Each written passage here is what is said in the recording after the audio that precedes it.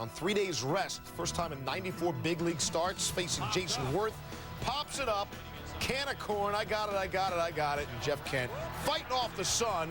Paul LaDuca scores, 2-0 Dodgers. Kent's now a hitter, trying to make up for it. Not exactly. The animated Jose Lima gets him. Top of the fifth, Lima strikes out Raul Chavez. Lima pitched well early on. Top of the sixth, Carlos Beltran, the all-star in both leagues. Get out of town. His sixth homer in 16 games with the Astros. He tied it at 2. Bottom of the eighth, LaDuca with the bases loaded. 55 career homers, never hit a grand slam until now. Get out of town, and he means it. And the Dodgers say the same thing to the Astros. LA's a 7-4 winner. Giants and Diamondbacks. Bottom five, we're tied at 1. Jason Schmidt, pitcher, getting some advice here from the third base coach because there's runners on first and third, and I guarantee you that didn't come up. Hey, get hit with the pitch. Yeah, square around. Anyway, bases are loaded. Ray Durham comes up, slaps it up the middle. 3 ribs for Durham in this game, making up for Barry Bonds' bat, who he sat out. Grissom Tucker score 3-1 Giants. Top 6, 6-1 lead. Schmidt is rolling along. Alex Citron, air ball. Luis Gonzalez comes up, and Schmidt, all-star. That all-star quality for him as well. 2 batters later, it's Scott Hairston. No, Hairston now doesn't like the call, and Mike DeMuro says, well, I don't really like the way you're going to talk. We'll just have a little attitude adjustment for you. Why don't you go take a shower? We've said, yeah, get out. Top 7, more Schmidt. Tim Olson. No. Schmidt struck out 10, became the first Giants pitcher in 42 years to win 11 straight decisions. He's 11-2. Hey, the Padres are hanging around. Began the day 2 games out of first in the NL West. The Rockies in town. Ryan Klesko hadn't homered in 156 at-bats. That streak is over. Klesko's second of the year. Padres at a 2-1 lead, and they go on to beat the Rocks by a score of 4-2. Your top 3 teams in the National League West, all within 2 games, the closest since the current division format started in '94 going into the break. Leader at the break, though, by the way, has not won the NL West 3 of the last 5 years. Dodgers lead at the break only the 2nd time in the last 10 seasons. The last time they did it, they didn't fare all that well a couple of years ago when they finished 3rd. Talking to him about, well, who knows, hamstrings, could be hitting tips, candlesticks, something, but they were discussing things. Bottom second, Dave McCarty shot to third. Look at hammering Hank Flaylock. The pick and the gun. Solid across the diamond for the out. Top 5, 3-2 Rangers. Alfonso Soriano gets a hold of one of them flutterers and sends it deep. His 17th, 4-2 Rangers, and they are up a deuce. Bottom 7, Sox get it to within 1, 5-4. Then Johnny Damon solo dinger off Frank Francisco, extending his hitting streak to 16, but a string of multi-hit games ended at 7. Bottom 8, now it's Francisco Cordero on in a 6-5 game, and he strikes out McCarty with some gas. 98 MPHs on the gun. Bottom 9, runner on. Manny coming in to pinch hit.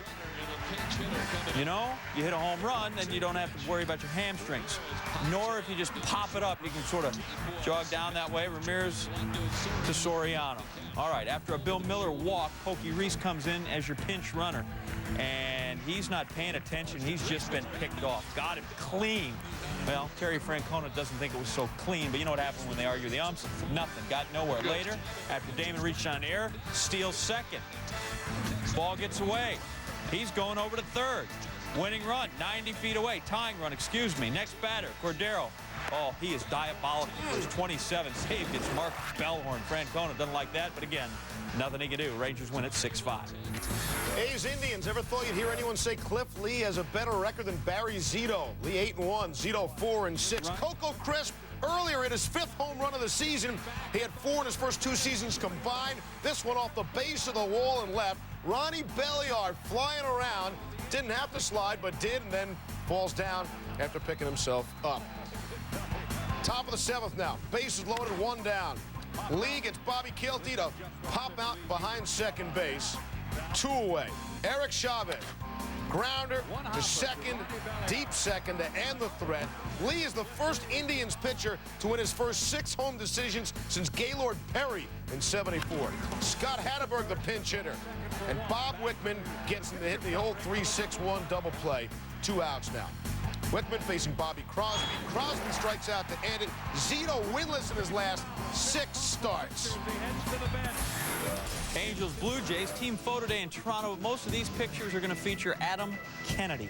Top third, leading off against Miguel Batista. That'll raise your average up from 257. Whoa, big hop over Reed Johnson. That's going to the wall. Kennedy's going over to third base. 4th triple of the season. He would later score. Top 5, next day at bat. Leading off again. Good rip. Right field corner. It's going to rattle around there. This time, he'll find himself at second base with a double, and he would later score. Now top 6, more Kennedy.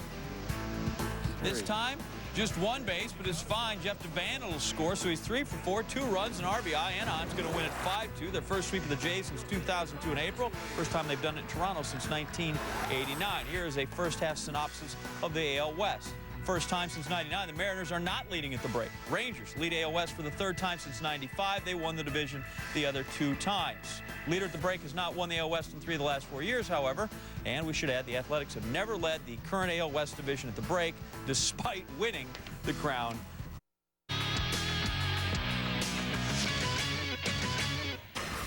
Yankees a chance to sweep Tampa Bay for the 4th straight day. Orlando Hernandez making his first Major League appearance since September 27, 2002. He was sort of a non-pitching expo in the interim. Too bad Saturday was Old Timers Day, but I guess they let him pitch anyway. Jeff Blum, foul territory. Jorge Posada trying to go Jeter on this thing, and, well, no. Couldn't have had that one, but he did come away limping. Stays in the game, bottom 3rd. Legs good enough to hit there. That's down. Alex Rodriguez would score. Posada, though, would leave the game with a sprained right ankle. X-rays were negative. And if he needs it, he can get 3 days off. Top 4, Yankees up 5-1. El Duque to Jose Cruz, who just, watched it into the catcher's glove there. 2 batters later, Robert Fick missed. Duque, 5 innings pitched, 2 earned runs, 5 Ks. Who needs the big unit? They still may make that call. Bottom 7, Yanks up 8-3. Tony Clark off Lance Carter. That's deep. Clark's 2nd of the game, 10th of the year, so there are now 8 Yankees who have at least 10 home runs. They were up 9-3. Bottom 8, Denny Baez throws inside. Gary Sheffield goes down, gets dirty. Now, you could charge the mound there. That should be option B. Option A is to stand there, get up, and hit a home run in 16th. Yanks up 10-3, win it 10-3. Here's the AL East picture as we head to Houston. Yankees have a share of the lead at the break for the 7th straight season. Leader or co-leader at the break has won the AL East in each of the last 9 campaigns. Devil Rays in 3rd place. That's their highest position at the break in team history. Time now for Fact or Fiction with our Baseball Tonight crew. Winning divisions. They're not tied with the Phils, but they are tied to the Phils. J.D. Drew, 2nd overall pick of the Phils in '97, but never signed. Drew had his 5th 4-hit game of his career in the 2nd in the last 5 days, including that solo shot to left. Did you know Johnny Estrada was traded to the Braves in December 2002 for Kevin Millwood? We're still in the 6th. Here's Estrada coming through with the double to right center. Estrada's 27th double of the campaign. Not bad at the All-Star break. Julio Franco, another former Philly, traded to the Indians December of '82 in the Von Hayes deal. Any mention of Von Hayes in the show is a good one. More in the 6th, and Franco delivers 3-run jack.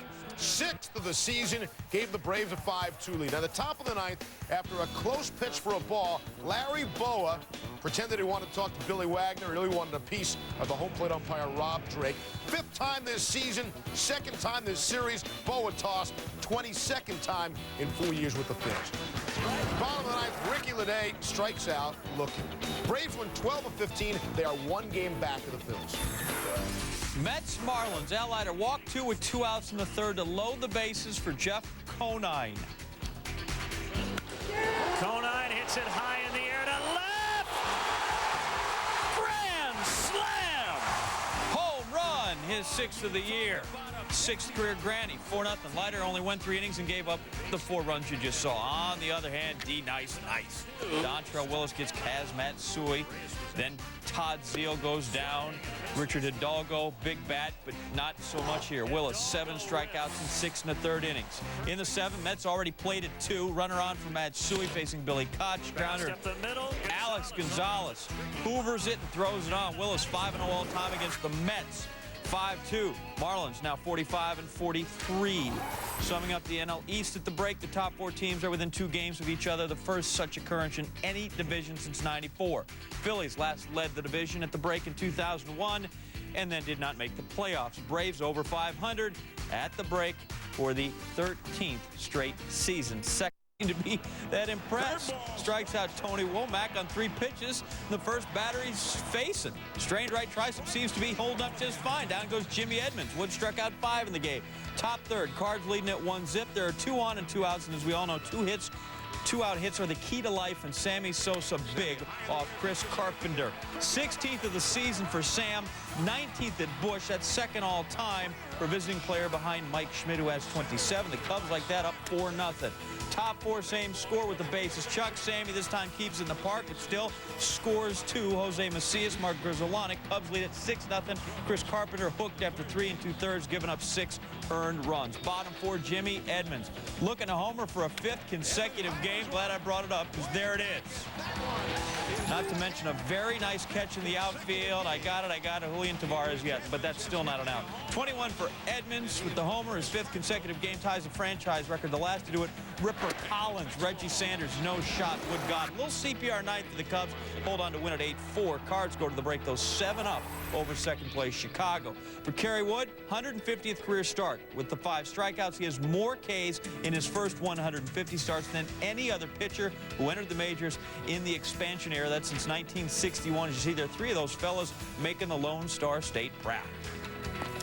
Well, I'm finally home.